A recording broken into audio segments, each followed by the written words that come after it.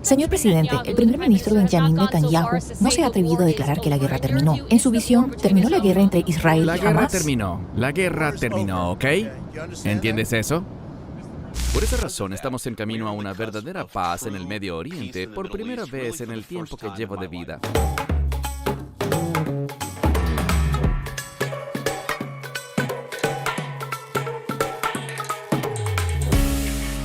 Shalom, hermanos y hermanas, gracias por unirse a la discusión de hoy. ¿Es esta la paz eterna? ¿Es este el pacto con muchos del que leemos en el libro de Daniel? Primero que nada, bienvenido, Baruch. Shalom, Cristian. Es un placer verte. Estamos grabando este video el lunes 13 de octubre de 2025. Mientras grabamos, en Israel están esperando la liberación, largamente demorada, de los rehenes que se debería concretar en las próximas horas. Antes de entrar en materia, Baruch, me gustaría conocer tu opinión sobre cómo te sientes con lo que está pasando.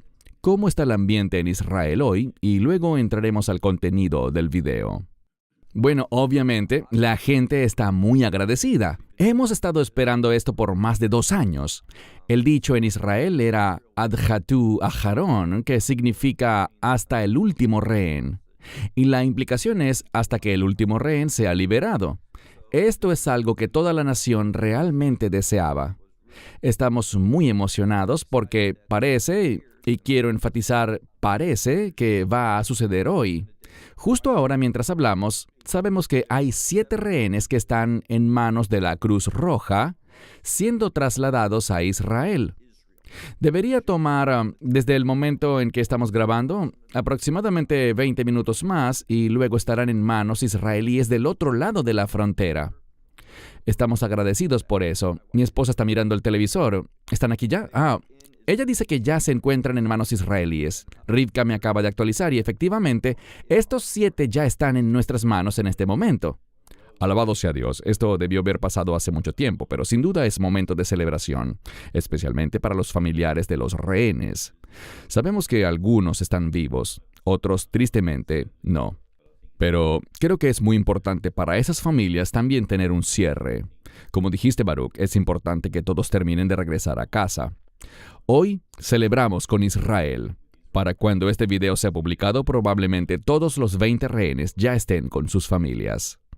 Es muy importante, Baruch. Hemos sido inundados con preguntas, tal como pasó hace un mes con aquel falso anuncio de un supuesto arrebatamiento en septiembre. Pero ahora el tema es si este pacto en Medio Oriente es el mismo que leemos en Daniel. Donald Trump ha afirmado que llegó la paz eterna. Entonces, estamos viendo las noticias, pero queremos analizar todo lo que ocurre desde una perspectiva bíblica. Así que, Baruch, si estás listo, comencemos. Directo al tema.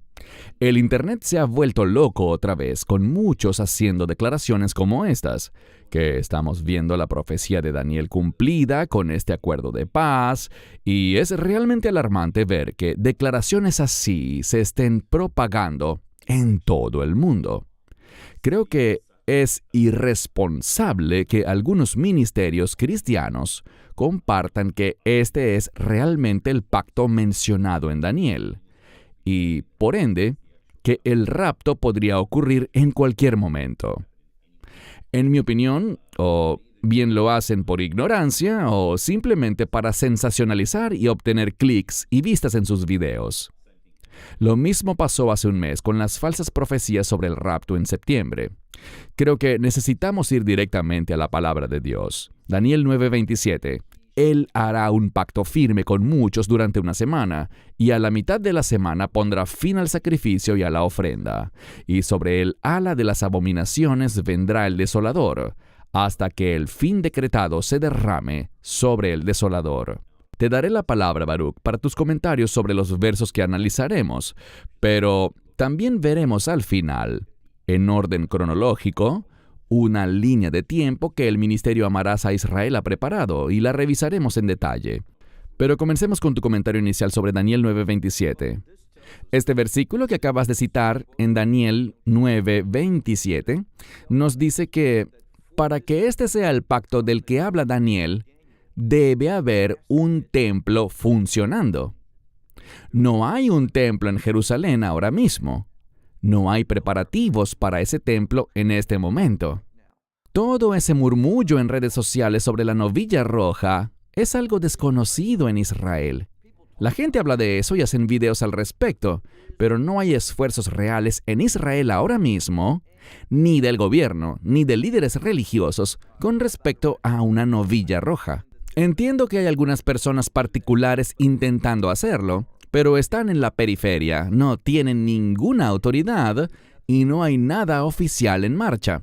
No se están fabricando en grandes cantidades vestimentas sacerdotales ni nada por el estilo. Todo eso es falso y es risible. Cuando leemos en Daniel 9:27, noten que dice que a la mitad de la semana se pondrá fin al sacrificio. Eso significa que para que este pacto comience, debe haber un templo funcionando. Y no lo hay. Lo que está pasando ahora no tiene nada que ver con nada bíblico, ni con nada basado en las Escrituras conectado con Daniel capítulo 9. No tiene ninguna relación en lo absoluto. Ahora, ¿pueden algunas de estas cosas sentar una base o darnos una lente para entender lo que vendrá?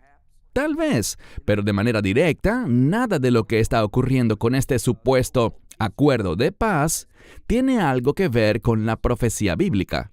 Correcto, gracias. Otra escritura que se cita muy responsablemente junto con esta es 1 Tesalonicenses 5:3. Mientras que la gente diga hay paz y seguridad, entonces les sobrevendrá una destrucción repentina, como los dolores de parto a la mujer encinta, y no escaparán. Antes de tus comentarios, creo que suelen usar estas dos escrituras, porque escuchamos a algunos de esos políticos alrededor del mundo, no solo a Trump, todos citando paz y seguridad, paz y seguridad. Todos lo hacen. Y allí es cuando estas personas sensacionalistas o ignorantes, que solo quieren atraer vistas a sus videos, juntan estas dos escrituras. Analizaremos el cronograma un poco más adelante, como ya dije, pero ¿puedes decirnos en contexto a qué se refiere esta escritura? En mi opinión, por lo que entiendo de esto, habrá un tiempo de gran inestabilidad que será causado por el carnero del que habla Daniel, capítulo 8. El carnero tiene una conexión con Persia y Media, que son los medos y los persas. Serán una fuente de gran inestabilidad en todo el mundo. Y estoy hablando de Irán. Eso ciertamente ha sucedido recientemente, pero va a empeorar. Aquí en Israel ahora mismo se escucha que Irán está muy decidido a intentar reparar lo que fue severamente dañado por el ataque de Israel y luego de Estados Unidos semanas atrás. No se han rendido, no están disuadidos, van a intentar reparar y recuperar su poderío. Ellos serán una fuente de gran inestabilidad, pero sabemos algo. La primera bestia mencionada en Apocalipsis 13 es el imperio del anticristo.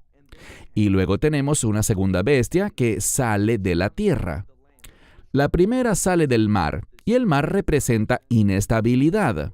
Por ejemplo, cuando miramos la Nueva Jerusalén, no existe el mar. ¿Qué significa eso? Que no habrá tiempos turbulentos, inestabilidad ni cosas por el estilo en la Nueva Jerusalén. El imperio del anticristo surgirá de la inestabilidad, pero el anticristo mismo se manifestará en un tiempo de estabilidad. En cuanto al texto que dice que cuando la gente diga paz y seguridad, entonces vendrá destrucción repentina, lo que vemos es que el anticristo se revelará en un momento muy, pero muy estable.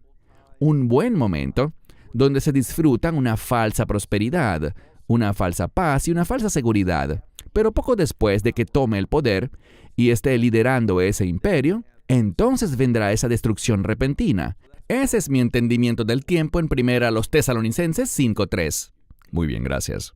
Mateo 24:15 al 22, específicamente sobre la abominación desoladora.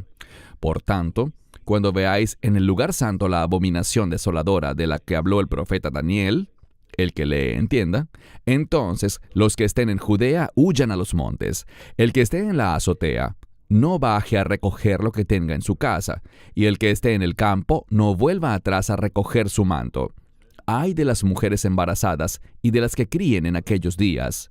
Orad para que vuestra huida no sea en invierno ni en sábado, porque habrá entonces una gran tribulación, cual no la ha habido desde el principio del mundo hasta ahora, ni la habrá jamás. Y si aquellos días no se hubieren acortado, nadie se salvará. Pero por amor a los elegidos, aquellos días serán acortados. Una vez más, Baruch. Y, como dije, vamos a ver una clara ilustración más adelante de la línea del tiempo. Pero, en contexto, ¿cuándo se aplica este periodo de tiempo? Bueno, esto no tiene nada que ver con la iglesia. Si te fijas, esto es Mateo 24, comenzando con el versículo 15. En Mateo 24, 14, el versículo anterior, dice que el Evangelio debe ser predicado a todas las naciones como testimonio para ellas, el Evangelio del reino. Luego dice al final de ese verso, del verso 14, entonces vendrá el fin. ¿De qué fin estamos hablando? Del fin de la era de la iglesia, que tendrá lugar con el arrebatamiento. Aquí se menciona la abominación desoladora. Literalmente, hace 3 días, el viernes de la semana pasada, estaba hablando con un grupo de líderes. Tuvimos una conferencia y les pregunté. Y, atención, estos no son gente recién llegada a la iglesia. Te hablo de pastores de iglesias que han tenido formación bíblica. Les dije, ¿qué es la abominación desoladora? ¿Quién puede decirme qué es? Si lees aquí dice, cuando veáis en el lugar santo la abominación desoladora de la que habló el profeta Daniel, el que lee, que entienda, nosotros deberíamos saber de qué se trata. ¿Qué es la abominación desoladora? Es trágico que muchas personas que hablan sobre los últimos tiempos y demás, cuando les preguntas sobre esto directamente, no lo saben. La abominación desoladora es cuando el anticristo entrará en el lugar santísimo, se exaltará a sí mismo, se opondrá a todo lo que es de Dios y eventualmente se sentará en el lugar santísimo, sobre el propiciatorio, y se autoproclamará Dios. Porque sabemos por Números 7:89, que la presencia de Dios habitaba en ese lugar entre los 2 querubines, en el propiciatorio, o caporet en hebreo. Así que esa es la abominación desoladora, y esto ocurrirá, ¿cuándo? En la mitad, hablaremos de esto en breve, en la mitad de estos últimos 7 años, exactamente en el medio. Hay otro versículo de las Escrituras, Daniel capítulo 12, versículo 11, que dice que desde el momento en que se remueva el sacrificio diario, ¿y qué causará que sea removido? Dice Shikutz Shomem, la abominación desoladora.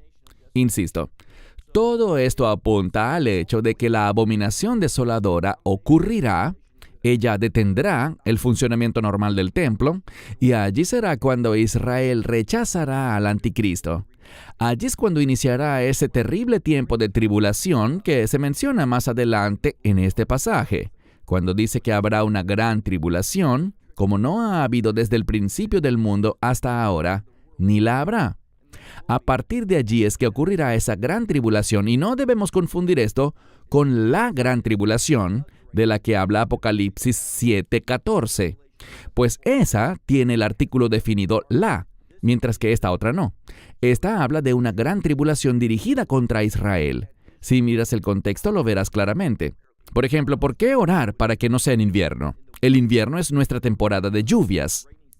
También para que no sea en Shabbat. Eso le habla directo a los judíos. Esta gran tribulación habla de la persecución que ocurrirá contra los judíos, el peor tiempo de persecución en la historia para los judíos, y ocurrirá después de la abominación desoladora. Correcto, muchas gracias. Leamos ahora Isaías 28:18. Entonces tu pacto con la muerte será anulado, y tu acuerdo con el Seol no se mantendrá. Cuando pase el azote abrumador, serás derribado por él. Danos algo de contexto sobre esta escritura, Baruch. Esto habla del hecho de que al final habrá victoria para el pueblo del pacto de Dios. Y cuando digo el pueblo del pacto de Dios, quiero ser muy específico. El pueblo del nuevo pacto de Dios. Habrá un remanente de Israel que llegará a la fe. 1/3, según dice Zacarías, en los últimos días, cuando vean la segunda venida del Mesías y reconozcan quién es Él. Esa es una gran noticia y queremos eso. Pero principalmente, si vas a experimentar que este pacto de muerte sea anulado, ¿qué significa eso? Que habrá vida, no muerte, sino vida. Y seamos específicos, vida eterna. ¿Cómo ocurre eso? Solo a través de la obra de Yeshua HaMashiach, Jesucristo, en la cruz, cuando hizo la obra de la redención. Eso es lo que causará que el enemigo sea derrotado. Y tengo grandes noticias. Ese enemigo ya fue derrotado por la sangre de Cristo. Así que podemos estar seguros de que tendremos una victoria eterna. Y este pacto de muerte, que es parte de la ley, porque Moisés dijo, pongo ante ustedes vida y muerte. Bueno, el Mesías, él tomó la muerte cuando murió en la cruz, y también tomó la maldición. Repito, la Torá dice, pongo ante ustedes vida y muerte, bendición y maldición. El Mesías dice la Biblia a través de Pablo, citando Deuteronomio 21, que él se convirtió en maldición por nosotros. ¿Por qué? La cita en Deuteronomio 21 dice que maldito es todo el que es colgado en un madero.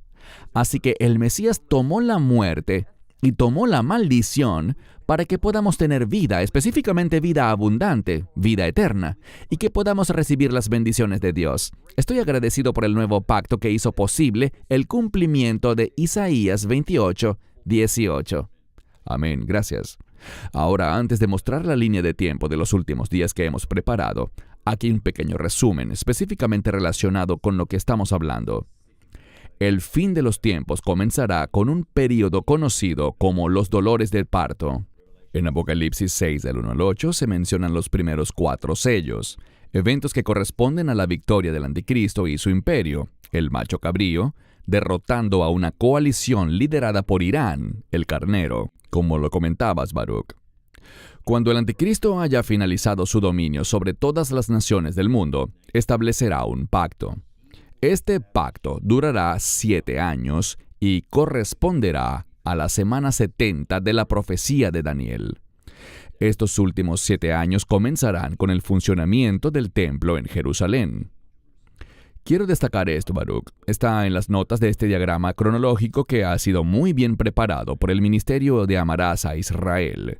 Pero es muy importante que la gente lea esto que viene a continuación e incluso que lo ponga en pausa, porque lo que hemos visto en los medios con Donald Trump y este acuerdo de paz no es lo que leemos en Daniel. Tus comentarios, Baruch. Estoy totalmente de acuerdo contigo, Christian. Estamos agradecidos por la liberación de los rehenes, al menos por los primeros 7 que hemos visto ya en manos del ejército israelí, y estamos agradecidos por eso. Trump fue una figura clave para esto. Pero esto no tiene nada que ver directamente con Daniel 9 y esas profecías. De hecho, si miras los versos anteriores a Daniel 9, hablan de traer una justicia eterna. ¿Realmente pensamos que por lo que hizo Trump, la justicia eterna está llegando? La justicia eterna se refiere al reino de Dios. Mucho más debe ocurrir antes de que se establezca el reino milenial. Mucho más va a pasar. Y en cuanto a la paz eterna, esto es ridículo porque sabemos que los últimos 7 años terminarán con una gran guerra llamada la guerra de Gog y Magog. Así que todo esto está en el futuro. No nos dejemos confundir, ni nos dejemos engañar. No habrá paz eterna hasta que el Mesías venga y establezca su reino milenial, e incluso después de eso habrá una guerra. Vemos en Apocalipsis 20 que después de esos 1000 años, Satanás será liberado, saldrá y engañará a muchos. Tendrá de su lado un gran grupo de personas que vendrán a atacar a los santos en Jerusalén, y sabemos que Dios destruirá ese ejército que Satanás organice, enviando un fuego del cielo que los destruirá. Así que no hay paz eterna en el futuro inmediato. La paz eterna solo ocurrirá con el establecimiento de la nueva Jerusalén, que tendrá lugar después de los 1000 años del reino milenial. Genial, gracias. Ahora, este es el cronograma o la línea de tiempo de la que hemos hablado. No lo revisaremos todo ahora, pero quisiera hacer un paréntesis y decirles que esto solo lo teníamos en inglés, como lo ven en la parte superior, pero Einstein Guzmán nos colaboró con el fin de que pudiéramos tenerlo también en español. Le damos las gracias a Einstein por eso, Y aprovecho para aclarar rápidamente que muchos en sus comentarios me agradecen a mí por las traducciones a español, pero quiero ser muy claro en que yo no tengo nada que ver con esas traducciones. Todo eso lo maneja Einstein Guzmán, quien hace un trabajo excelente no solo traduciendo, sino doblando tanto mi voz como la de Baruch. Así que quise dejar esta pequeña nota de agradecimiento a Einstein por todo el trabajo que ha venido realizando. Bien. Dolores de parto, lo vemos aquí en el lado izquierdo. Lo primero es Daniel 8 con el carnero y el macho cabrío, y luego Apocalipsis 6 del 1 al 8. Esta etapa ocurre mucho antes de lo que luego vemos allí como el quinto sello, donde ya estará funcionando un templo en Jerusalén durante la primera mitad de esa semana. Luego viene la abominación desoladora, luego el sexto sello, luego el sellado de las 12 tribus de Israel y luego el arrebatamiento. Muchos dirán, pero nos dijeron que escaparíamos de la ira de Dios. Y es verdad. Por eso es que vemos que después del rapto es cuando vemos el tiempo de la angustia de Jacob con los juicios de las trompetas y los juicios de las copas. Muy importante que entendamos bíblicamente el orden cronológico de cada cosa. Tus comentarios hasta este punto, Baruch. Creo que has hecho un excelente trabajo explicando esto. Quiero citar un versículo al que siempre me refiero y es 1 Tesalonicenses 5:9, que promete a aquellos que forman parte del nuevo pacto, de la fe en el Evangelio, de la fe en Cristo, que nunca experimentaremos la ira de Dios. No fuimos destinados para ira, sino para salvación, dice la Biblia. Es muy importante que sepamos esto. No hay ninguna razón bíblica, y lo digo con frecuencia y desafío a la gente, demuéstrame dónde estoy equivocado, porque no veo ninguna razón en ningún lugar de la Biblia para que nos refiramos al pacto en relación con la tribulación, con esos últimos 7 años, la semana 70 de Daniel. En ninguna parte de la Biblia se hace eso.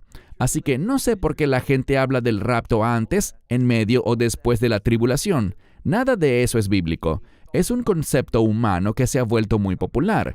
La gente usa esos términos, pero no hay ninguna razón bíblica para verlo así. Lo que sabemos, por supuesto, y ambos estamos de acuerdo, es que nadie sabe el día ni la hora. Eso está muy claro en la Escritura. Y dice que ni siquiera el Hijo del Hombre, ni siquiera Yeshua lo sabe. ¿Por qué razón? Y hay algo más. Si miras las traducciones bíblicas, muchas dicen que entonces vendrá el Hijo del Hombre. Pero la Biblia no dice eso. El griego original dice que el Hijo del Hombre será hecho venir o que será traído. Está en pasivo. No sé por qué los traductores de la Biblia simplemente ignoran la voz pasiva. ¿Por qué eso es importante? Porque enfatiza la sumisión del Mesías, su humildad, su obediencia.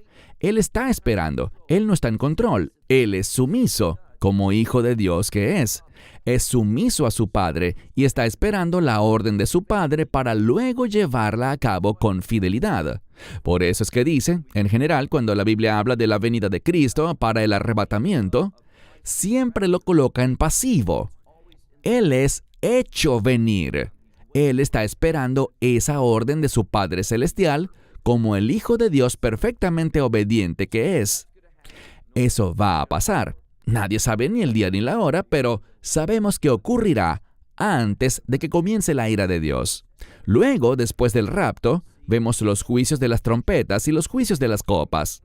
Algo importante sobre eso es que si miras de qué tratan estos juicios, no tendrán explicación humana posible. La única explicación será que esto es obra de Dios. Y lo que Dios quiere es que la gente se aparte de sus caminos malvados. No vendrán 144,000 evangelistas judíos, como muchos maestros bíblicos han afirmado. No existen 144,000 evangelistas. Ahora, los primeros 144,000 que menciona Apocalipsis 7 sí son judíos. Cuando llegamos al capítulo 14, todos tienen una conexión con el Mesías. Es lo que leemos aquí. Dice que los siguen y que son vírgenes. ¿Qué significa eso? Que no se involucraron en idolatría. Ellos son vírgenes y siguen al Cordero donde quiera que va. Eso habla de su fidelidad. En conclusión, debemos entender esta línea de tiempo y tener claras nuestras expectativas. Aprovecho de agradecerte a ti y a Einstein por haber traducido esto a español. Realmente no sabía que habían hecho este trabajo. Muchas gracias. Sí, él lo hizo, absolutamente. Bien, hermanos y hermanas, creo que es muy importante aclarar una vez más que no buscamos ser negativos.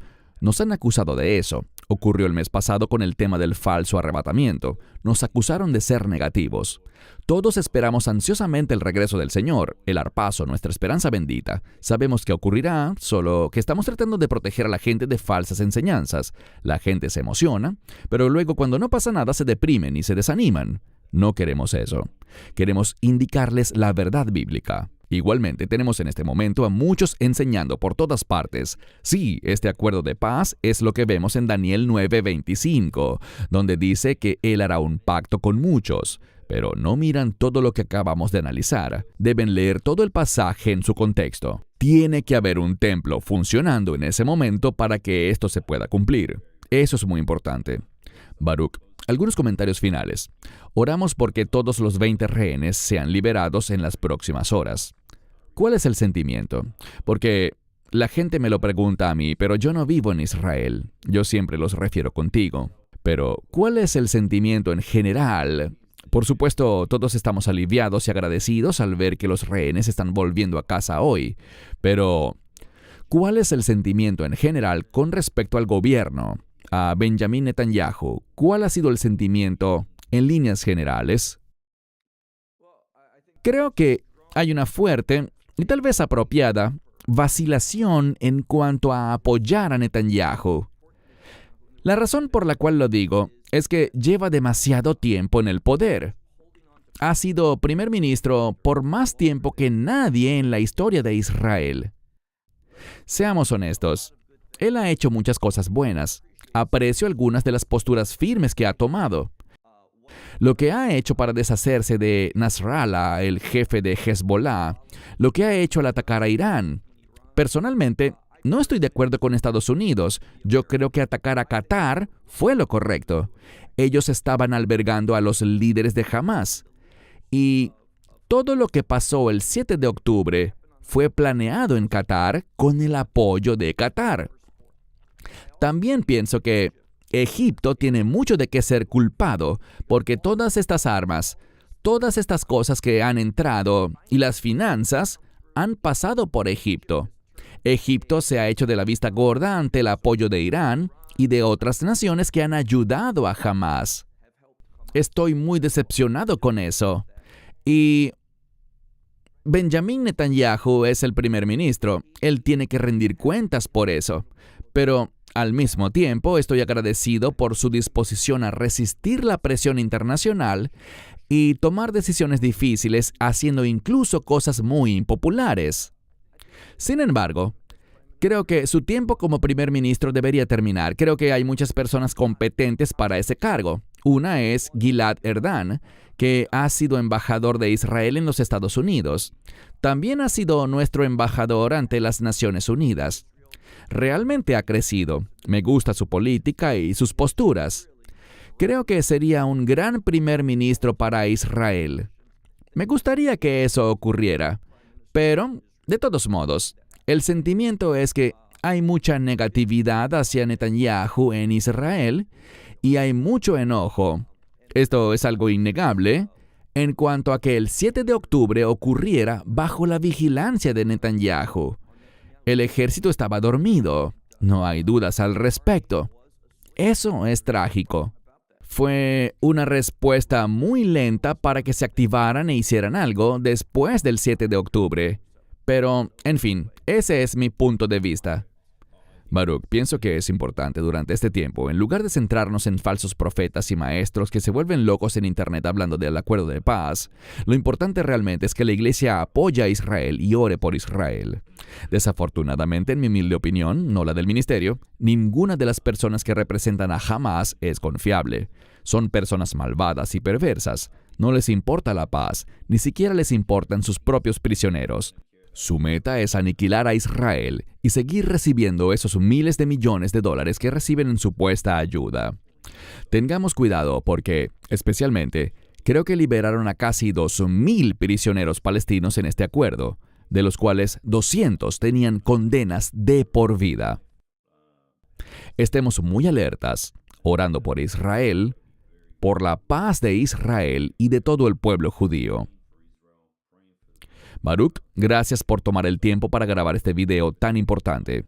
Esperamos que se publique pronto en inglés y en español. Hermanos y hermanas, gracias por su sintonía. Sigan orando por Israel. Dios te bendiga, Baruch, y a todos mis hermanos y hermanas les digo Shalom y bendiciones. Shalom and blessings. Esperamos que te hayas edificado con el mensaje de hoy y lo compartas con otros. Te invitamos a seguir nuestros estudios cada semana por este canal y por el portal de YouTube de Amarás a Israel. También puedes descargar nuestra aplicación móvil gratuita, Mi Estudio Bíblico.